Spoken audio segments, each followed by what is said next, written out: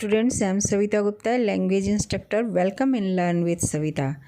आज इस वीडियो में हम नाउन क्लॉज को कवर करने जा रहे हैं और इसमें हम नाउन क्लॉज के दो position as subject of a verb and as object of a transitive verb को कवर करेंगे। क्योंकि वीडियो बहुत ज़्यादा लेंदी हो रहा है, इस कारण हम दो पोर्शन में वीडियो करेंगे, बाकी तीन का अगले वीडियो में हम लेंगे। तो ये जो नाउन क्लॉज है ये क्लास 6 से लेकर के अंडर ग्रेजुएट लेवल तक के लिए बहुत ही इम्पॉर्टेंट है, बहुत ही महत्वपूर्ण है। तो ध्यान से इस वीडियो को देखिए, सुनिए और इसका लाभ लीजिए। Thank you. सो यहाँ हम करने जा रहे हैं नाउन क्लॉज। नाउन क्लॉज करने के पहले हम देखेंगे कि क्लॉज क्या होता है। ठीक है, तो क्लॉज क्या होता है? क्लॉज अपने आप में एक सेंटेंस होता है, एक पूरा का पूरा सेंटेंस होता है। इसका अपना एक सब्जेक्ट होता है और अपना एक क्या होता है, प्रेडिकेट होता है। अपना सब्जेक्ट होता है, अपना वर्ब होता है, ठीक है, और अपना एक प्रेडिकेट होता है। ठीक है, लेकिन ये किसी कॉम्प्लेक्स या कंपाउंड सेंटेंस का हिस्सा होता है। ठीक है, तो क्लॉज क्या होता है? अपने आप में एक पूरा सेंटेंस होता है, इसका अपना एक सब्जेक्ट होता है, वर्ब होता है, अपना एक प्रेडिकेट होता है, लेकिन ये स्वतंत्र नहीं होता है और किसी न किसी कॉम्प्लेक्स सेंटेंस का या कंपाउंड सेंटेंस का हिस्सा होता है। इनफैक्ट सबऑर्डिनेट क्लॉज होता है। ठीक है, तो फॉर एग्जांपल अगर हम लेते हैं, he says that he says that he will go there. Okay, तो यहाँ हमने लिखा he says that he will go there। तो देखिए इसमें दो हिस्से हैं सेंटेंस के, he says and he will go there, conjunction that से ये जुड़ा हुआ है। तो सेंटेंस का ये जो हिस्सा है इसमें सब्जेक्ट है एक और इसका एक फाइनाइट वर्ब है, यानी यही एक प्रेडिकेट का काम कर रहा है। सेंटेंस का जो ये दूसरा सेंटेंस है जो कि कंजंक्शन से जुड़ा हुआ है, इसका भी अपना एक सब्जेक्ट है और अपना एक प्रेडिकेट है। ये इसका हेल्पिंग वर्ब है, मेन वर्ब है। ठीक है, तो दोनों ही सेंटेंस है, लेकिन आप यहाँ देखिए कि ही सेज वह कहता है, ये अपने आप में अपने अर्थ को पूरा कर रहा है। जबकि अगर हम कहें that he will go there, कि वह वहाँ जाएगा, तो हमको पूरा अर्थ अच्छी तरह समझ में नहीं आता है तब तक जब तक हम यह ना बोलें कि ही सेज वह कहता है कि वह वहाँ जाएगा, है ना। तो यहाँ हम देख रहे हैं कि ही सेज ये अपने अर्थ को पूरी तरह क्या कर रहा है, अपने आप में क्लियर कर रहा है। तो इसे हम कहते हैं प्रिंसिपल क्लॉज या मेन क्लॉज या इंडिपेंडेंट क्लॉज। ठीक है, तो ये और दूसरा हिस्सा जो कि अपने अर्थ को पूरा करने के लिए प्रिंसिपल क्लॉज पर डिपेंड करता है, इसे हम कहते हैं सबऑर्डिनेट क्लॉज, या इसे हम डिपेंडेंट क्लॉज भी कहते हैं, क्योंकि डिपेंड कर रहा है अपने अर्थ को पूरा करने के लिए मेन क्लॉज पर। डिपेंडेंट क्लॉज भी कहते हैं।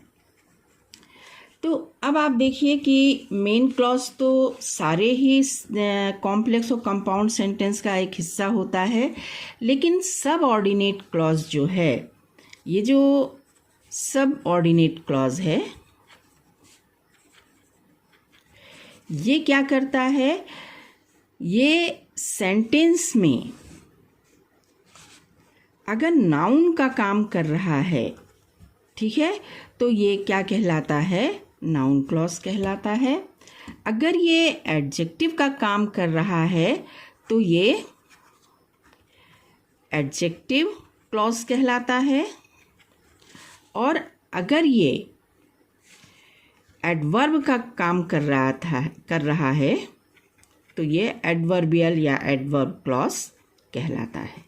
ओके, तो यहाँ हम पढ़ने जा रहे हैं एडजेक्टिव क्लॉज के ऊपर। मैंने एक पूरा वीडियो बना दिया है, इसका लिंक मैं डिस्क्रिप्शन बॉक्स में दे दूँगी। एडवर्ब क्लॉज के भी अलग अलग टुकड़े में मैंने ढेर सारे वीडियो बनाए हैं, और आज हम कवर करने जा रहे हैं पोर्शन, वो क्या है, नाउन क्लॉज है। तो ओके, आपको समझ में आ गया होगा क्लॉज क्या होते हैं। ठीक है, क्लॉज का जो हिस्सा है सबऑर्डिनेट क्लॉज, ये अगर सेंटेंस में नाउन का काम कर रहा है या नाउन की जगह पर है तो ये क्या कहलाता है, नाउन क्लॉज कहलाता है। ओके, तो इस वीडियो में मैंने नाउन क्लॉज से संबंधित सारे रूल्स लिख दिए हैं। अगर आपको आज ज़रूरत हो तो वीडियो पॉज करके आप इन रूल्स को लिख सकते हैं। मैं एक बार पढ़ के सुना देती हूँ कि नाउन क्लॉज रखने वाले जो सेंटेंस होते हैं ये कॉम्प्लेक्स सेंटेंस होते हैं।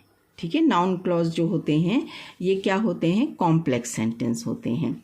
अब आप देखिए कि नाउन क्लॉज, इसे नॉमिनल क्लॉज भी कहते हैं, किसी एक कॉम्प्लेक्स सेंटेंस में कहाँ कहाँ पाए जाते हैं ये जानने के लिए आवश्यक है कि किसी सेंटेंस में नाउन कहाँ कहाँ पाए जाते हैं ये आपको मालूम होना चाहिए।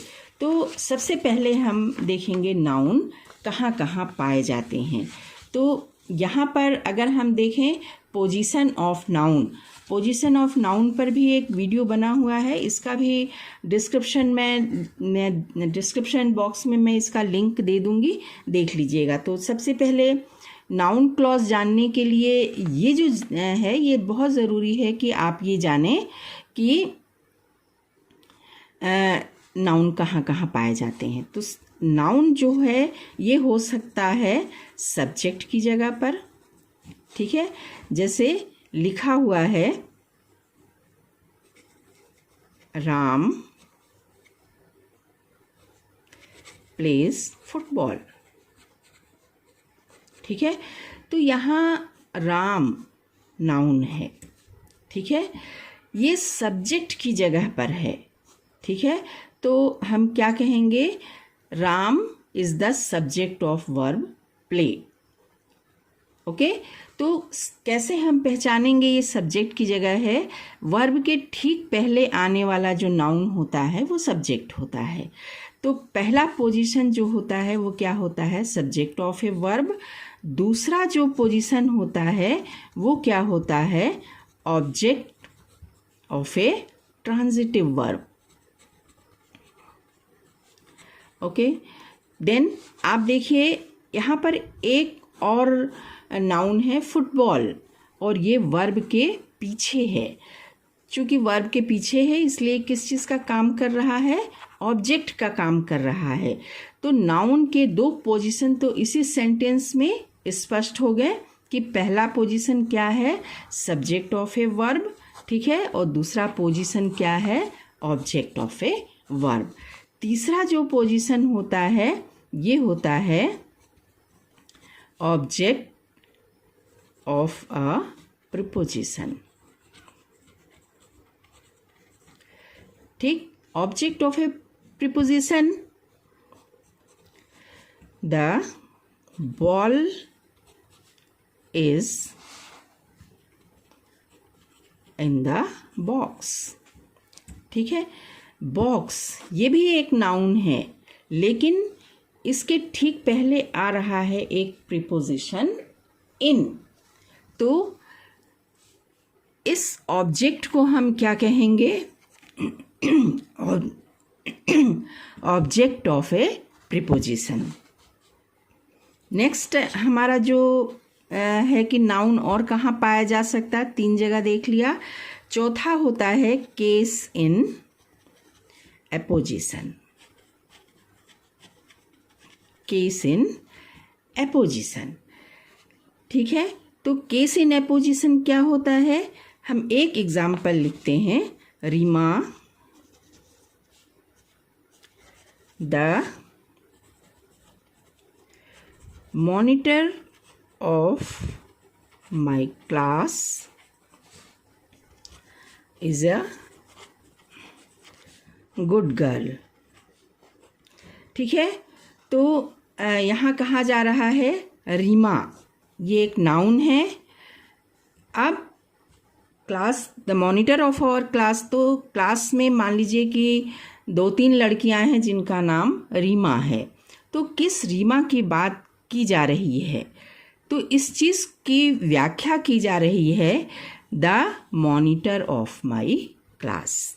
ठीक है, तो ये जो सेंटेंस का दूसरा जो हिस्सा है, ये पहले हिस्से का क्या कर रहा है? व्याख्या कर रहा है।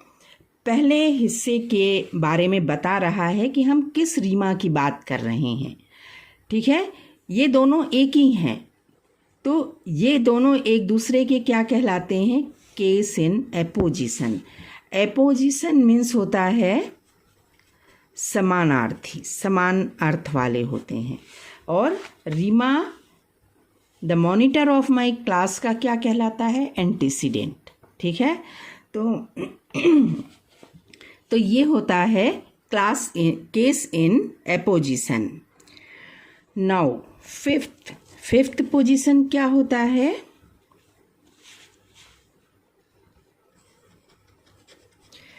Complement of an incomplete verb. ठीक है, for example, he is a teacher. ठीक है, तो इज एक वर्ब है, इनकम्प्लीट वर्ब है, और ही इज वह है, क्या वह है ना? तो इस इनकम्प्लीट वर्ब के अर्थ को पूरा कर रहा है, एक एक्स्ट्रा इन्फॉर्मेशन लगाया जा रहा है कि वो कौन है? He is a teacher. तो ए टीचर ये क्या है? अगेन नाउन है। ये क्या कहलाता है? ये जो टीचर है, ये इस इनकम्प्लीट वर्ब, इसके अर्थ को कंप्लीट कर रहा है, तो क्या कहलाता है? ये complement of an incomplete verb. तो इस तरह आप देख रहे हैं कि सब नाउन जो है किसी भी सिंपल सेंटेंस में 5 स्थानों पर पाया जाता है।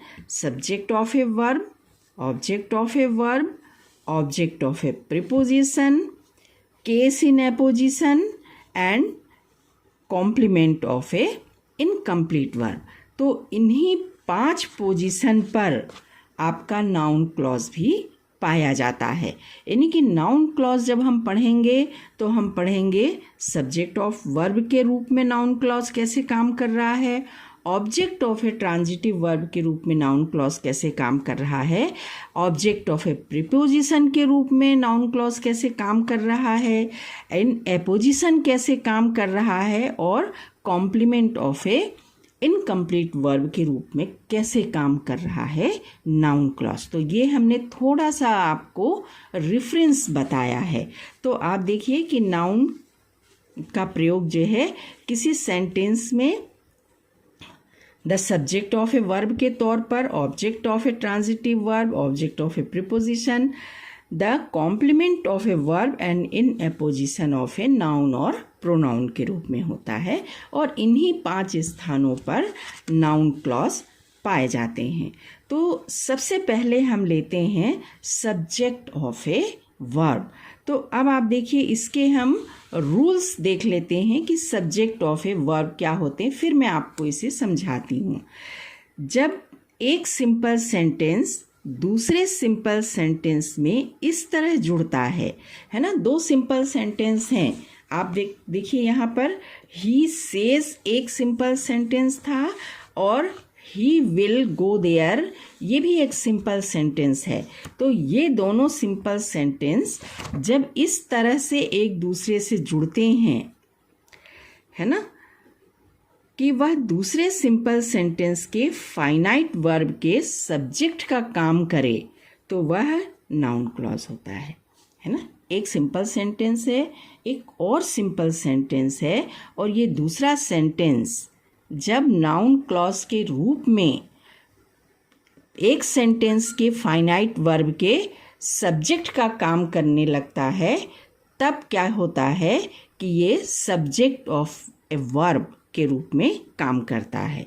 दूसरा, हम इस नाउन क्लॉज को, दूसरे सेंटेंस को जब हम नाउन क्लॉज बनाएंगे तो इसे लगाएंगे कहाँ? तो जो दूसरा सेंटेंस होता है जिसमें इट होता है, दिस होता है या दैट होता है, तो हम इसे हटा देंगे और इसी की जगह पर हम नाउन क्लॉज बना करके वहाँ पर लगा देंगे सब्जेक्ट के रूप में। ठीक है। अब नाउन क्लॉज जब हम बनाते हैं तो नाउन क्लॉज बनाने के लिए जिन कंजंक्शन का हम प्रयोग करते हैं वो क्या है? दैट। या अगर उसमें WH वर्ड है, what, where, when, who, how, which, तो ये ही कंजंक्शन का काम करते हैं और इन्हीं से ही नाउन क्लॉज हम बनाते हैं। देन जब हम WH वर्ड इस यहाँ पर होते हैं, यानी कि सेंटेंस, जुड़ने वाला सेंटेंस क्या होता है? इंट्रोगेटिव होता है। तो नाउन क्लॉज बनाने के पहले उसे हम किस में बदल देते हैं? एफर्मेटिव में बदल देते हैं और पीछे फुल स्टॉप लगाते हैं, इंट्रोगेटिव साइन ऑफ इंट्रोगेशन नहीं लगाते हैं। लेकिन अगर सेंटेंस में डाउटफुल कंडीशन हो, काम होगा या नहीं होगा, है ना, तो वहाँ हम कंजंक्शन, जिस कंजंक्शन का प्रयोग करते हैं वो है वेदर, WHETHER। ठीक है। और एक चीज़ ध्यान में रखिएगा कि सब्जेक्ट ऑफ ए वर्ब में, चूँकि सब्जेक्ट पहले आता है, फाइनाइट वर्ब के पहले आता है सब्जेक्ट, इसलिए प्रिंसिपल क्लॉज भी जो है नाउन क्लॉज के पहले आएगा। ठीक। अब हमारे पास दो सेंटेंस है, हम एग्जाम्पल के रूप में देखते हैं। इट इज़ सर्टेन, क्या लिखा है? It is certain. ये एक सिंपल सेंटेंस है। और ही विल गो देयर, ये दूसरा सिंपल सेंटेंस है। अब आप देखिए कि यहाँ पर क्या है? यहाँ पर इट, इस इट को हम हटाएंगे। दूसरा जो सेंटेंस है ही विल गो देयर, इसमें कोई भी इट, दिस, दैट नहीं है, तो इसको हम क्या बनाएंगे?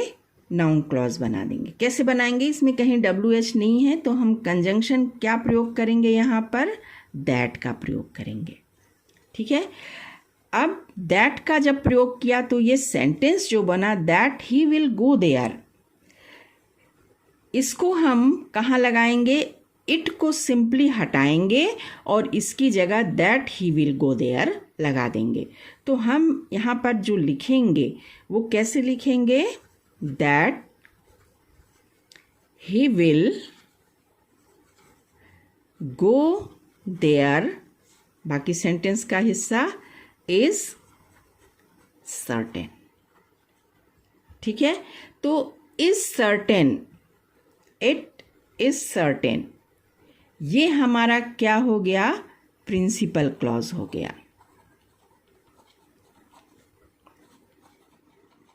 ओके। और जिसमें कंजंक्शन लगा करके हमने नाउन बनाया है, ठीक है, नाउन क्लॉज बनाया है, ये हमारा क्या हो गया? नाउन क्लॉज हो गया। ठीक है। अब देखिए नाउन, ये नाउन है, कैसे पता लगाएंगे? क्योंकि प्रिंसिपल क्लॉज का जो फाइनाइट वर्ब है ये इसके ठीक पहले है। मैंने आपको बताया था फाइनाइट वर्ब के ठीक पहले जितना कुछ आता है वो क्या होता है? सब्जेक्ट होता है। तो ये किस चीज़ का काम कर रहा है यहाँ पर? As a subject of finite verb is. ठीक है।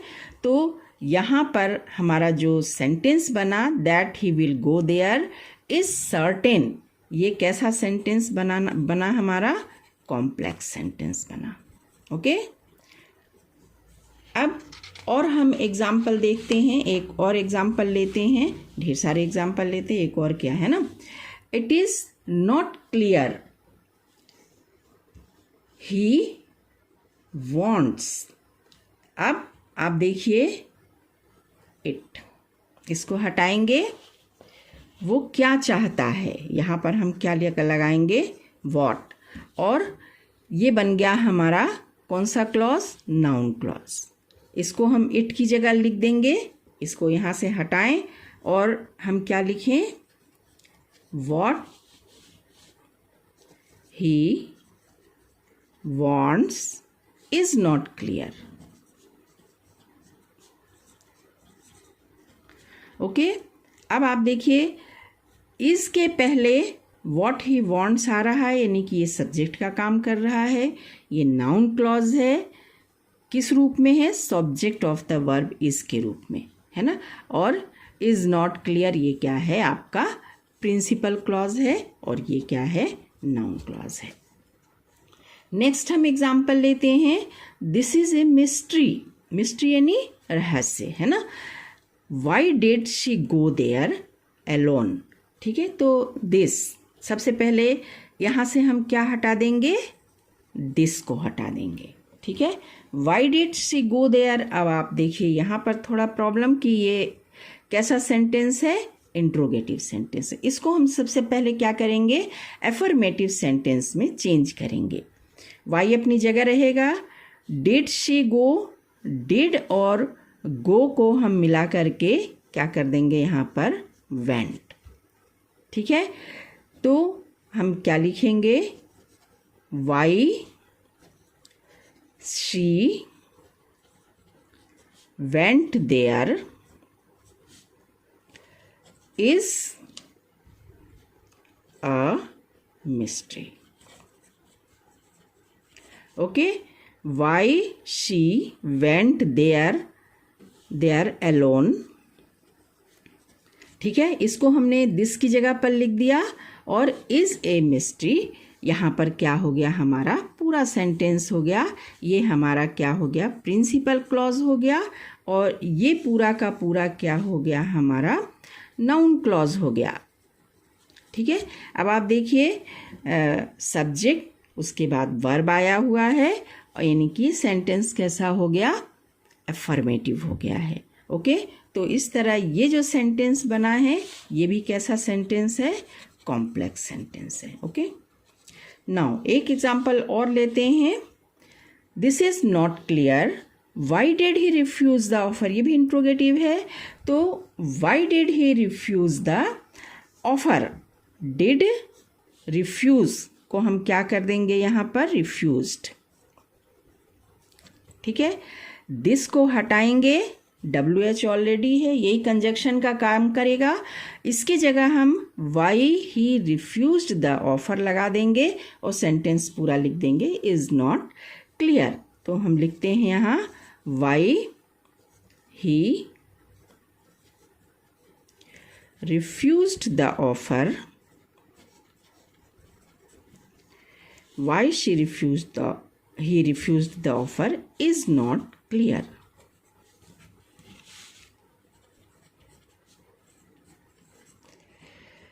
ठीक है, तो इस तरह आप देखिए कि ये जो सेंटेंस बना, ये हमारा कैसा सेंटेंस बना, कॉम्प्लेक्स सेंटेंस बना।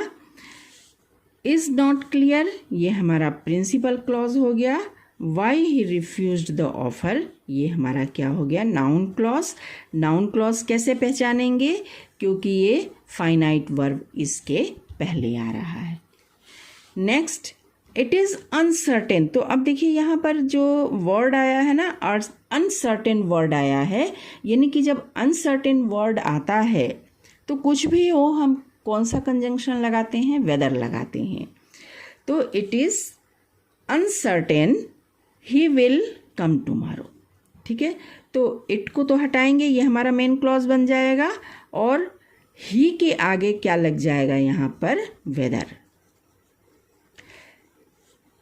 ठीक, और इट को हटाएंगे, इसको लिख देंगे। फिर ये क्या बना हमारा, weather he will come tomorrow is uncertain. तो अनसर्टेन कंडीशन हो तो हम कंजंक्शन क्या यूज़ करते हैं, वेदर का यूज़ करते हैं। तो इज अनसर्टेन ये हमारा प्रिंसिपल क्लॉज हो गया, और weather he will come tomorrow ये हमारा क्या हो गया, नाउन क्लॉज हो गया। नाउन क्लॉज कैसे है, क्योंकि ये फाइनाइट वर्ब इसके पहले आ रहा है, और ये पूरा सेंटेंस कैसा बना हमारा, कॉम्प्लेक्स सेंटेंस बना। Next, it is not known when does he takes bath, है ना। अब देखिए अभी तक आपने डिड वाले किए, थोड़ा डज का भी कर लें। तो ये डज टेक्स, डज का एस जो है वो टेक में आ जाएगा। व्हेन ऑलरेडी है WH, ठीक है, तो ये अपने आप में कंजंक्शन का काम करेगा। इसको नाउन क्लॉज बनाएंगे, एफर्मेटिव कर देंगे और इट की जगह पर लगा देंगे, है ना। तो ये कैसे बनेगा, व्हेन ही टेक, डज और टेक मिलके क्या हो गया, takes bath is not known.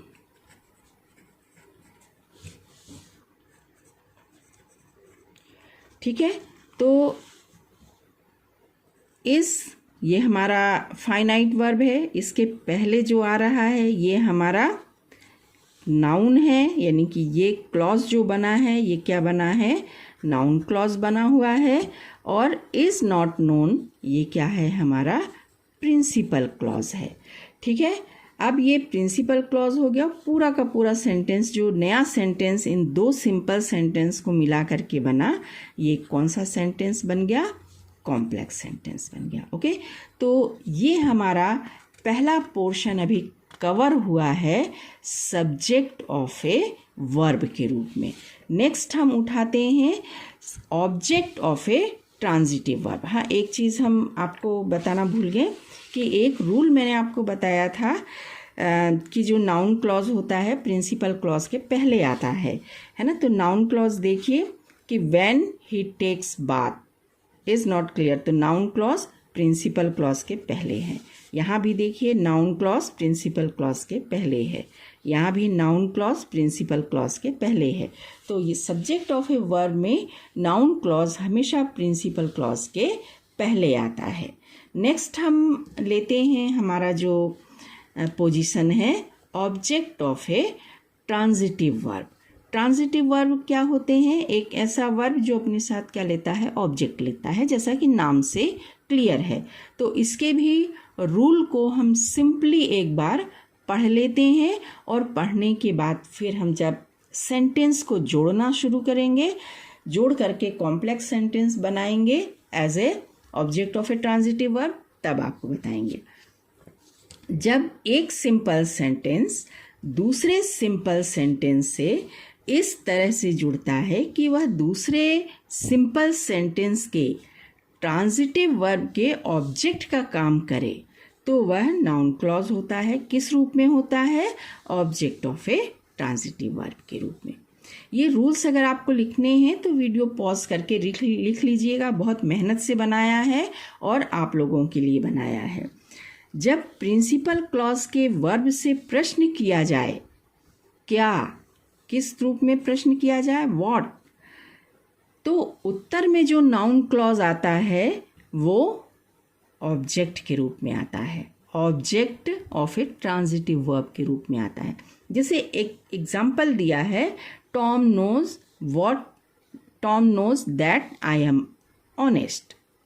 ठीक है, तो प्रिंसिपल क्लॉज के वर्ब से प्रश्न किया जाता है, नो।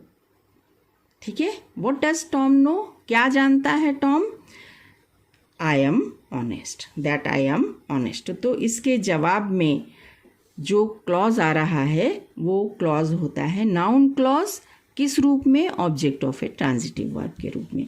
नेक्स्ट आप देखिए कि नाउन क्लॉज जो है हमेशा प्रिंसिपल क्लॉज के बाद आता है। यहाँ देखिए, Tom knows that I am honest.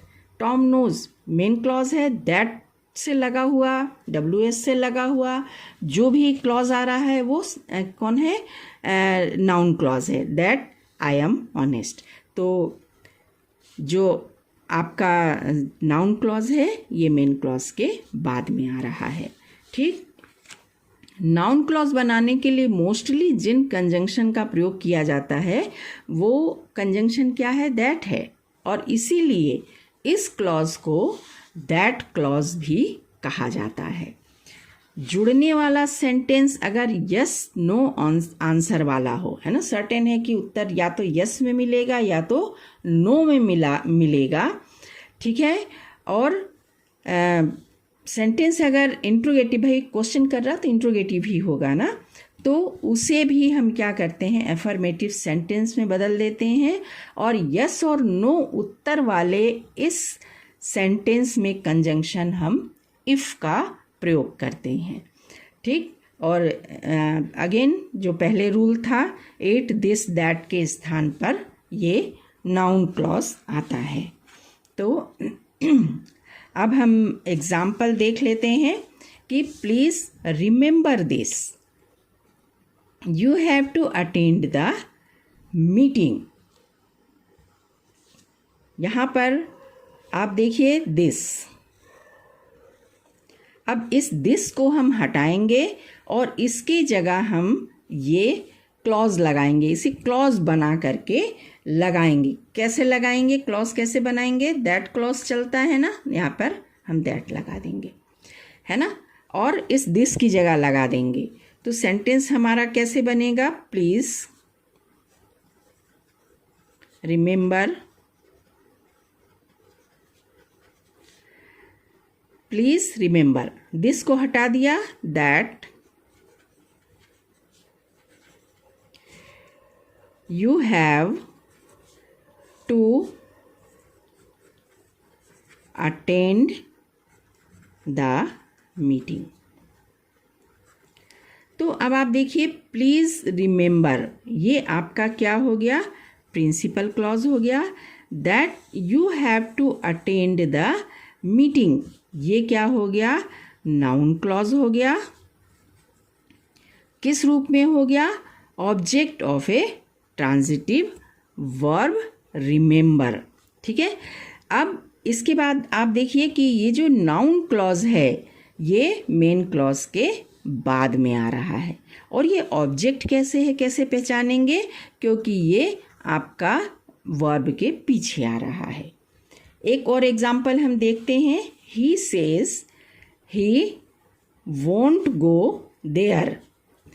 तो यहाँ पर ही सेज दिस, ये हम मान लेते हैं, ठीक है, और यहाँ पर हम कंजंक्शन क्या लगाते हैं, दैट। तो हमारा सेंटेंस क्या बनेगा, he says that he won't go there. ठीक, अब आप देखिए, ही सेज ये हमारा प्रिंसिपल क्लॉज हुआ, that he won't go there ये हमारा क्या हुआ, नाउन क्लॉज हो गया ऑब्जेक्ट के रूप में। ऑब्जेक्ट कैसे, सेज जो कि फाइनाइट वर्ब है इसके बाद में आ रहा है, इसलिए क्या काम कर रहा है, ये ऑब्जेक्ट का काम कर रहा है। मैं पहले ही आपको बता चुकी हूँ कि फाइनाइट वर्ब के पहले जो आता है वो सब्जेक्ट होता है, बाद में जो आता है वो ऑब्जेक्ट होता है। ठीक है, तो ये object of a transitive verb के रूप में काम कर रहा है। और यहाँ देखिए कि नाउन क्लॉज इस प्रिंसिपल क्लॉज के बाद में आ रहा है। ठीक है, तो ये रूल है, दैट का यूज़ कर रहे हैं, दैट क्लॉज भी कहते हैं इसको। Sam was absent from the class, the teacher found this. This, भाई दिस को हटा दें यहाँ से, ठीक है, और फिर इसके बाद Sam was absent from the class, very simple, कुछ नहीं आ रहा है, यहाँ पर क्या लगा दें हम, that. The teacher found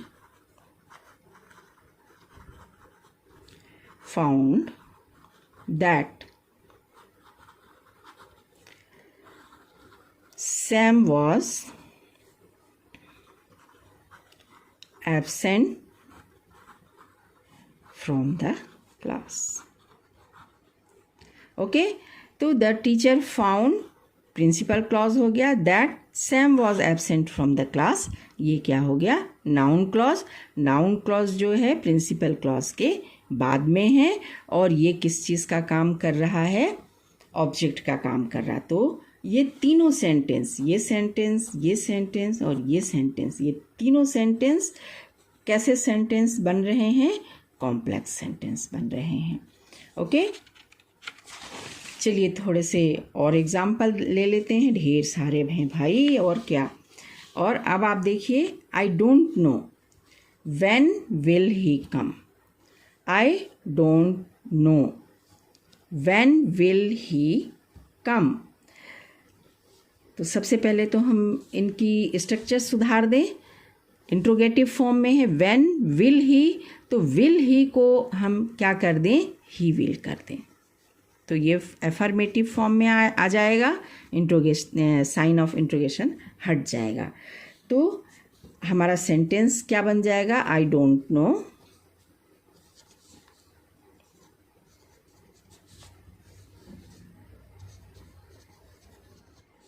when he will come, और क्या लग गया, फुल स्टॉप।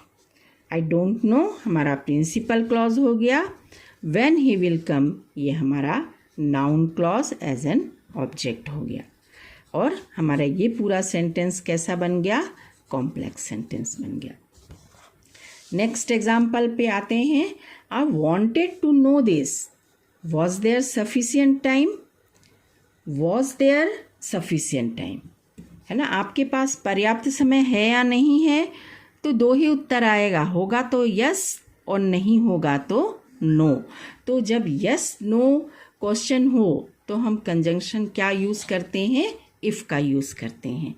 इसको भी हम क्या करें, बना दें affirmative, was there sufficient time, there was, ये हट जाएगा सफिशिएंट टाइम।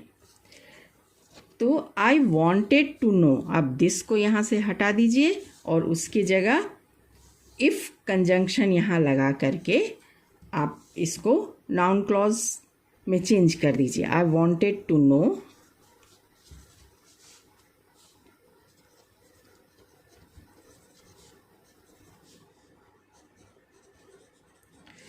इफ,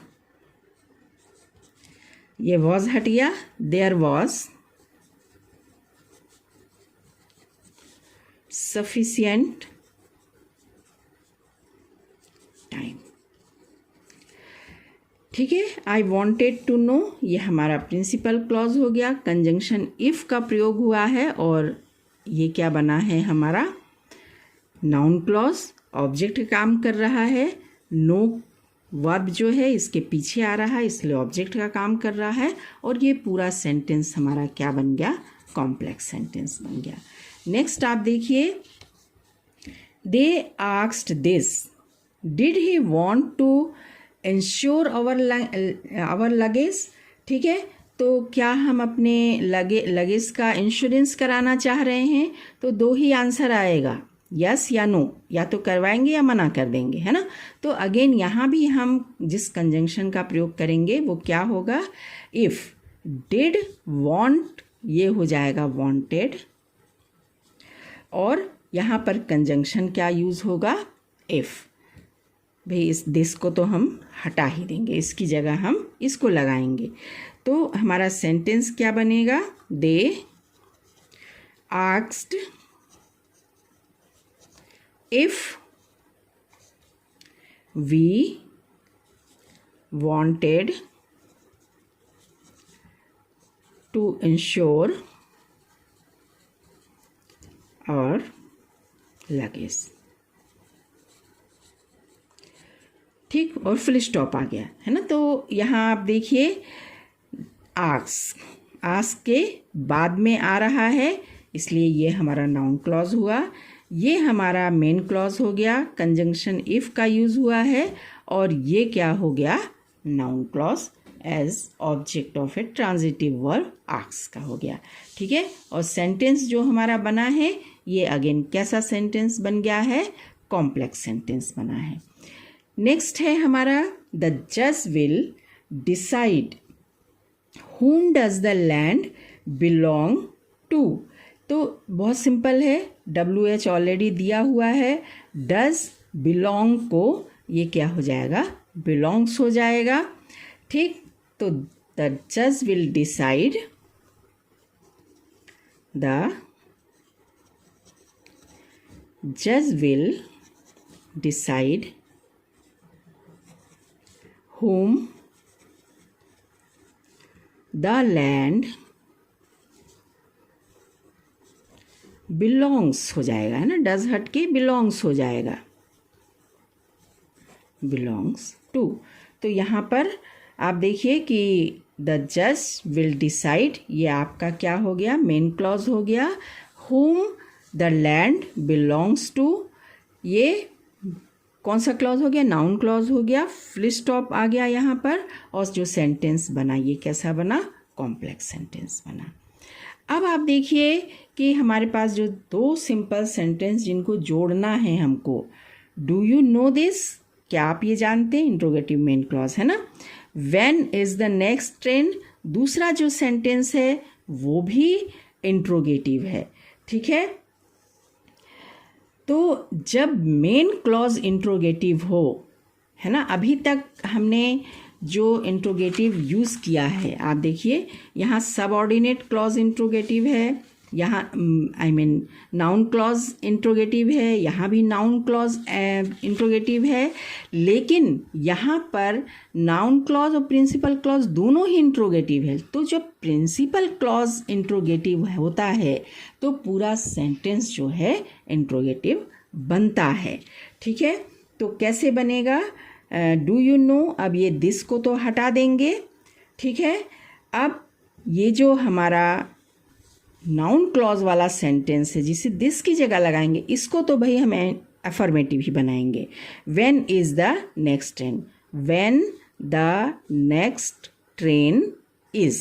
ठीक है, तो हमारा सेंटेंस क्या बना, डू यू नो, दिस की जगह when the next train is, और अब लगेगा यहाँ पर साइन ऑफ इंट्रोगेशन, क्योंकि मेन क्लॉज ही क्वेश्चन कर रहा है, डू यू नो, क्या आप जानते हैं। तो ये हाँ, यहाँ पर हमारा साइन ऑफ इंट्रोगेशन यानी कि क्वेश्चन मार्क, प्रश्नवाचक चिन्ह लगेगा।